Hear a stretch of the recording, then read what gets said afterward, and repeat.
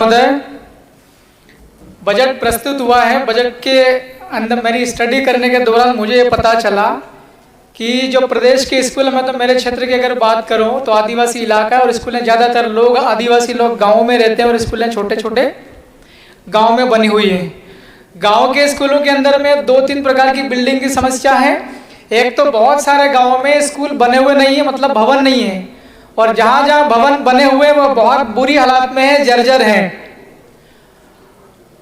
और मेरे क्षेत्र में 2-3 कॉलेज, एक सैलाना में है और एक बाजना और एक राउटी में कॉलेज बिल्डिंग है ही नहीं, और पिछले 3-4 साल से कॉलेज चल रहा है। एक पुराने जर्जर स्कूल में कॉलेज चल रहा है और कई बार हमने चिट्ठियां भी लिखी हैं, उसके बाद भी कोई एक्शन नहीं, बजट में कोई व्यवस्था नहीं है।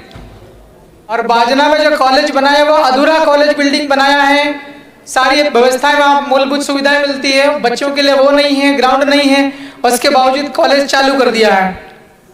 और मेरे क्षेत्र के अंदर में सेलाना में सभापति महोदय 5 हायर सेकेंडरी स्कूल है, लेकिन कोई सामान्य किस्म का बच्चा, मध्यम वर्ग की पढ़ाई करने वाला जो बच्चा, उसको एक को भी प्रवेश नहीं मिल सकता है। एक स्कूल है वहां पर सेलाना में, वो एकलव्य आवासीय, वहां पढ़ने के लिए बच्चे को प्रवेश परीक्षा देना पड़ता है। और 2 सीएम राइज हैं सेलाना ब्लॉक में, दोनों के दोनों सीएम राइज सेलाना नगर में बना दिए हैं और उन दोनों में प्रवेश आसानी से मध्यम वर्ग के बच्चों को प्रवेश नहीं मिल सकता है। लॉटरी से सीएम राइज स्कूल में प्रवेश मिलता है। और एक पीएम श्री स्कूल बनाया है जिसमें प्रवेश मिलेगा परीक्षा, एंट्रेंस एग्जाम देने के बाद मिलेगा। और एक कन्या शिक्षा परिसर है, वहां पर प्रवेश मिलेगा, प्रवेश परीक्षा देने के बाद प्रवेश मिलेगा। तो सामान्य जो बच्चा है जिसको एडमिशन लेना, उसको एक को भी प्रवेश नहीं मिल सकता है। और जो आदिवासी इलाके में सेलाना विधानसभा क्षेत्र से आया और रतलाम में जितने भी छात्रावास बने हैं, सारे छात्रावासों में अधीक्षक एक भी नहीं है। जितने भी शिक्षक हैं, शिक्षकों को छात्रावास के अधीक्षक बना रखे हैं। तो मेरे ये बजट में छात्रावास अधीक्षक भर्ती करने के संबंध में कुछ भी उल्लेख नहीं है। और जो थोड़े बहुत शिक्षकों की भर्ती, थोड़े बहुत शिक्षक है, वो शिक्षकों को दूसरे अलग अलग सरकारी विभागों में उनको अटैच कर दिया जाता है। मतलब जो स्कूलों के बच्चे हैं वो राम भरोसे छोड़ रखे हैं।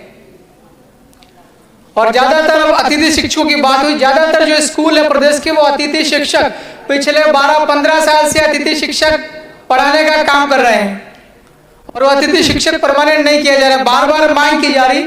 मैं भी इस बजट पर एक कहना चाहता हूं कि अतिथि शिक्षकों के लिए विशेष व्यवस्था की जाए, या तो इनको परमानेंट कर दिया जाए या फिर एक परीक्षा लेकर के और विभागीय स्तर पर इनको नियमित किया जाना चाहिए।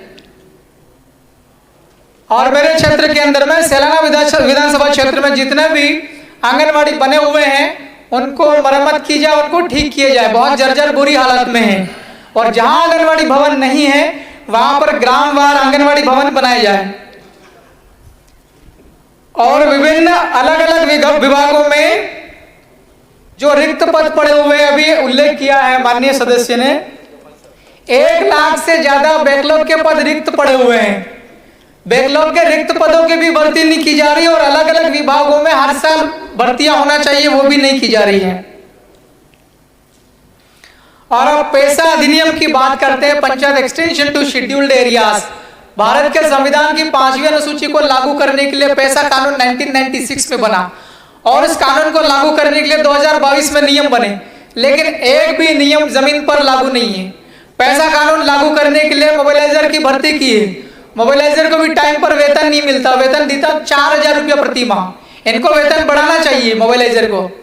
और पैसा कानून के जितने भी नियम बने हैं, सारे नियम जमीन पर लागू करने के लिए हम लोग को कुछ करना चाहिए।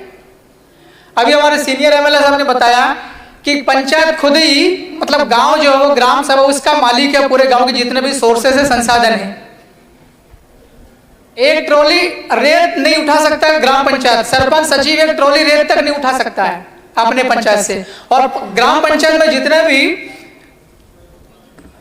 ये खदानें होती है, उन खदानों का एक भी रुपया ग्राम सभा को या ग्राम पंचायत को रेवेन्यू के रूप में नहीं दिया जा रहा, जबकि पैसा कानून के तहत ग्राम सभा को दिया जाना चाहिए, ग्राम पंचायत को राजस्व दिया जाना चाहिए। और सभापति महोदय, मैं माननीय वित्त मंत्री जी का ध्यान आकर्षित करना चाहता हूं पिछले कई सालों से आउटसोर्स के माध्यम से कर्मचारियों की भर्ती की जा रही। इसमें जो कर्मचारी ये भी स्थायी नहीं होते हैं और जो कंपनी के मालिक होते हैं, बड़े इनके कंपनी के अधिकारी, ये मर्जी पड़े तब आउटसोर्स के कर्मचारी को बंद कर देते, उसको नौकरी से निकाल देते हैं। कर्मचारी की नौकरी भी स्थायी नहीं, उसका कोई सुरक्षित नहीं उसका भविष्य। तो मेरा ये मांग है इस बजट सत्र पर कि आउटसोर्स पर जितने भी कर्मचारी आज की तारीख में काम कर रहे हैं उन सबको नियमित किया जाए, और आज के बाद में जितनी भी कंपनी से जो आउटसोर्स पर कर्मचारी देती है सारे आउटसोर्स की कंपनीज को बंद कर दिया जाए। जब भी लगे जरूरत लगे सरकार को कर्मचारी भर्ती करने की, तो सरकार अपने तरीके से स्थायी तरीके से कर्मचारियों की भर्ती करे, परमानेंट तरीके से भर्ती करे। कमलेश्वर जी आप समाप्त करें। आप माननीय सभापति महोदय, मैं मेरी पार्टी का अकेला विधायक हूँ बीजेपी कांग्रेस को छोड़ के। अकेले तो अवसर तो दो, आप अवसर नहीं दोगे फिर वंचितों की आवाज यहाँ दबी रह जाएगी। संख्या के अनुपात में ही समय मिलता है बोलने। सभापति महोदय, जो मनरेगा करके एक योजना चलती, मनरेगा, जिस मनरेगा में जिसका उद्देश्य है कि मजदूरों को रोजगार देना, लेकिन आप हकीकत आप पता करेंगे तो मजदूरों के खातों में फर्जी तरीके से पैसा डाल के निकाल कर जेसीबी और ट्रैक्टर वालों को दिया जा रहे हैं। मजदूरों को रोजगार नहीं मिल रहा। और आप पता करेंगे माननीय सभापति महोदय, मजदूरों का दर क्या है। उत्तराखंड, हिमाचल प्रदेश, असम, उनकी तुलना में मजदूरों की दर बढ़ाई जानी चाहिए। रोजगार गारंटी इसमें हो गया, आप बैठे हो गया। और स्वास्थ्य में मेरे इलाके में आदिवासी इलाका है सभापति महोदय, छोटे छोटे उप स्वास्थ्य केंद्र बने हुए हैं, वहां पर दवाइयां भी नहीं मिलती और डॉक्टर भी अवेलेबल नहीं है। डॉक्टर से है तो बड़े बड़े नगरों में तैनात कर दिए जाते हैं, पदस्थ किए जाते हैं।